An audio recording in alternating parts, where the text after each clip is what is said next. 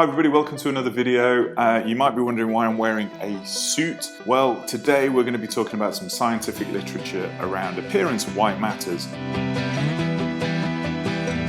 Not just about first impressions, and as much as we may like to think that we don't make snap first impressions, we actually pretty much do, but also about how clothing can affect our own productivity, our own effectiveness, and how we feel. So let's jump into it, but let's make one thing super clear at the start. As with all fields of study, there are competing models, competing ideas, and the same goes when it comes to communication. So I'm going to share with you that literature, and I'm going to explain how I use, clothing and appearance to try and be more effective and also create a really positive first impression. Hence the suit today.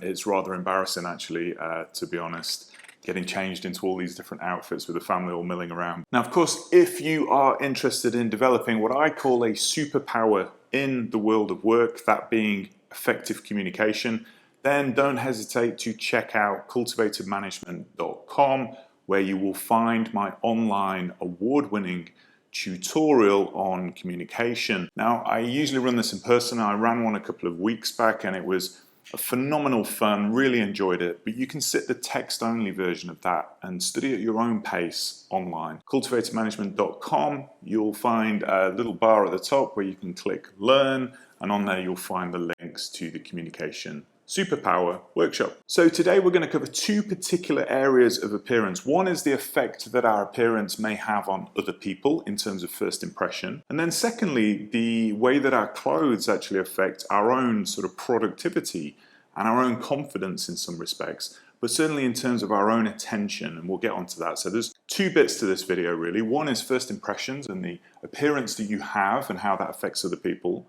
And then the second thing is how the clothes that we wear can actually, really affect us. So first impressions do matter, and people have made their mind up, snap decision before we've even said a thing, and clothing is one part of that, but of course posture, facial expressions, gestures, all the kind of non-verbal communication is also part of that equation. So when we wrap all of this up together, it makes a lot of sense to try and make a great first impression for the context that you find yourself in. It's all about purpose, audience, and context, and that context matters a lot. So how do we communicate through clothing? Well, it's a series of symbols in a sense. These are specific symbols that represent something that we're trying to communicate.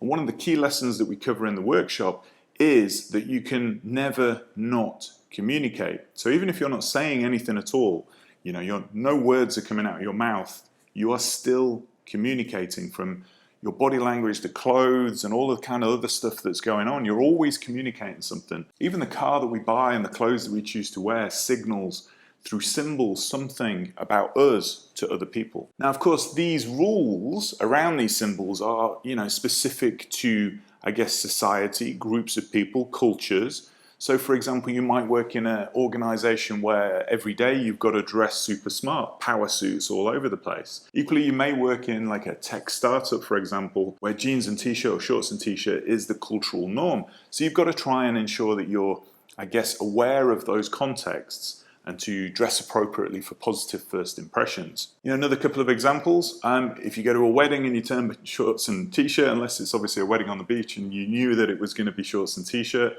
then you're probably out of the context. You're not fitting into the context of that, where people are probably dressed up in suits. Certainly in the UK, that seems to be traditional anyway, at least. Similar to a job interview, you want to try and make a great first impression. So, that's why people generally tend to dress smart for a job interview. And I'm not going for a job interview, by the way, but if I was, this is pretty much what I'd wear. So some researchers took three particular styles. You've got the smart style, which is, what I'm attempting to give off today on this video. You've got a trendy style, which is really sort of fashionista kind of stuff, which I'm no good at that. And then you've got a casual style, which is, maybe jeans and a t-shirt kind of stuff. So you've got those three different groups. And what they found was that those who were dressed smart compared to the other two, and there were no differences between the trendy and the casual, but what they found was those that dress smart tended to be seen by other people as more intelligent, more competent, more successful. So, just by dressing like this, you can give off this sense that you're more intelligent, more competent, more successful. You're out there crushing your business goals or your dreams, etc. But what they actually found as well the other way around is that, again, between the trendy and the casual, there was no sort of major difference between those two. The difference really was between smart and the other two, is one way to look at this. Is what they found is that those that dressed in a trendy or more casual way were seen as more approachable, more warm, more friendly, but less competent, less intelligent, less successful, so to speak. So again, you've got this sort of situation where the clothes that you wear can really convey a different message to people, and this is pretty much first impressions that we're talking about here. But for me, I don't lead a particularly exciting life. As you can see, I'm sat in a kitchen recording a video before I even start my day-to-day consulting work, so it's not a particularly exciting life that I lead. But what they found was that the people who dress trendy and casual tend to also be seen to be leading a more exciting life than those that dress more formally. Now, with all of the communication stuff that I share, even in the workshop,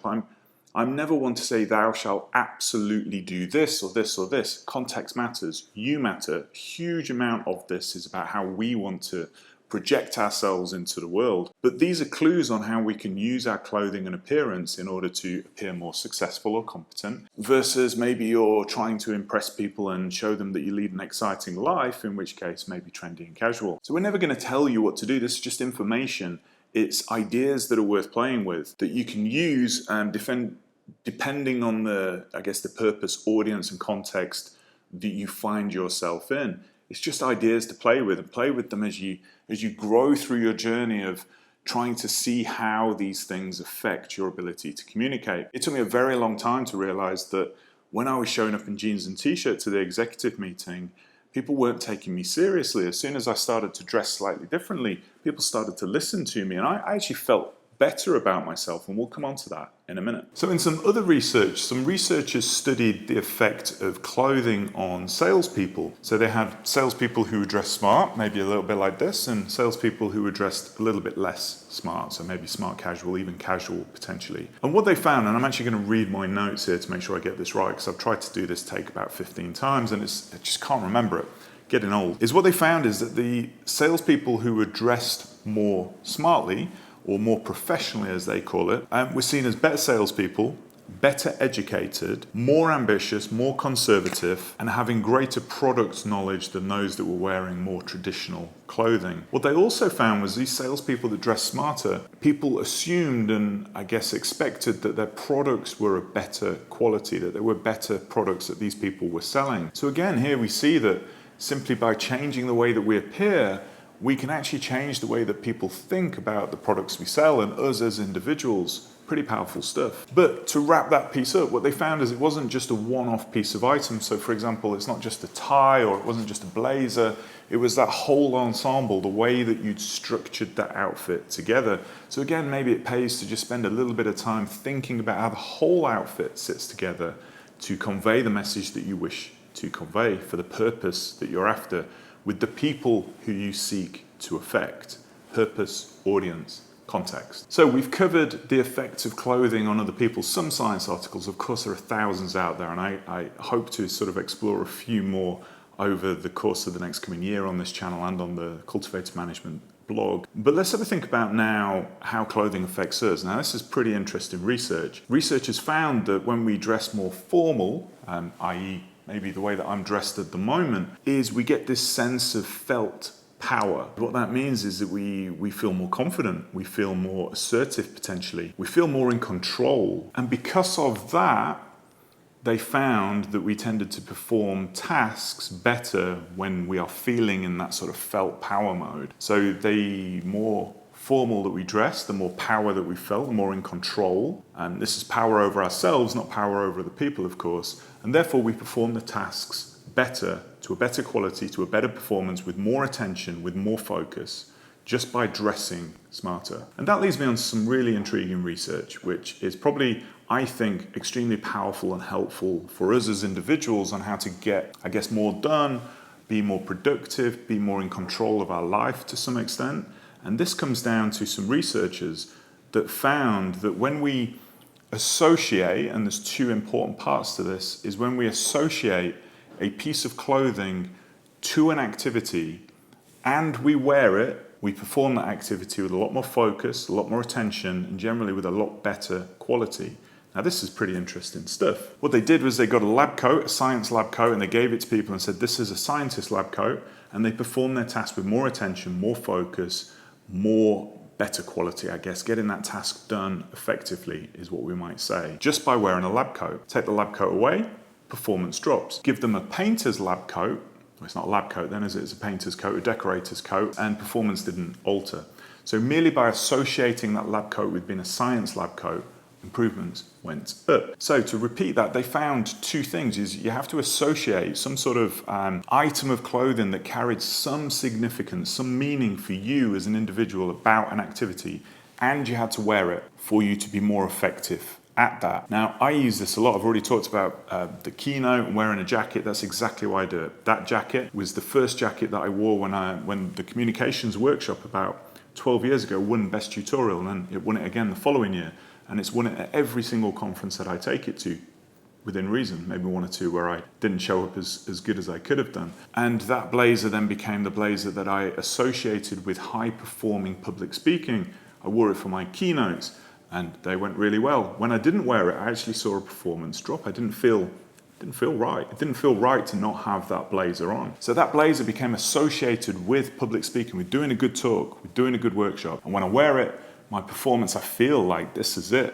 That's what I came here for. Let's hit that stage, let's do it. And I'm just going to interrupt this video to let you know that there is actually a new book on the way from myself. It's called Zero to Keynote, and it's all about the conference speaking process. So coming up with ideas, getting the talk accepted, which most people, that's the first hurdle. You might have an amazing talk, but if you don't do an amazing submission, you might miss out. You might not even get to the conference. And then all the way through that process of, building a great talk using the 11 principles of communication, all the way through to delivering it with logistics and, nerves and all that kind of stuff. We deal with it all. And it's all in the Zero to Keynote book, which is coming out hopefully depending on when this video comes out, within a couple of weeks of this video being launched. The best way to stay updated is, of course, cultivatemanagement.com.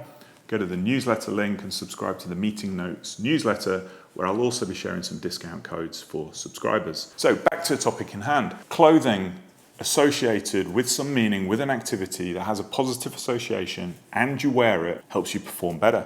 I'm going to give you some examples of how I took this science and implement it into my life. So I've already talked about performing at work. When I want to perform at work, I generally tend to dress smarter. That shirt makes me feel good. It makes me feel good when I go to the office and I feel competent and in control of myself. All the research we've just talked about is there in that moment when I want to do those tasks really well. I dress appropriately. When I record these videos, interestingly, when I dress smarter, I take fewer takes.